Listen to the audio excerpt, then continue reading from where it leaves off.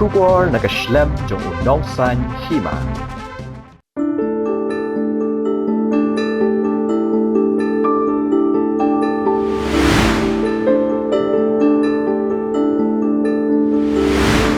Basic Agriculture Training Center.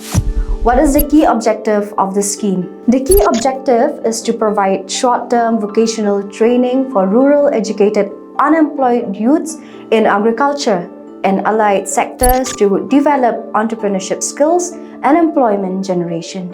What is the type of assistance entitlement? Stipend at Rs 2,000 per participant per month.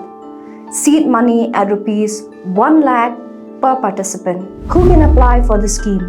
Class 10 passed, unemployed rural youths who own or have leased agriculture land and who are interested in starting farm-based activities for their livelihood. How to apply for the benefits of the scheme?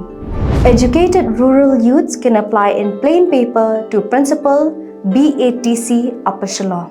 What is the beneficiary selection procedure? Selection procedure is based on merit and on the condition that applicants own agriculture land and on which they can start their farm-based activities.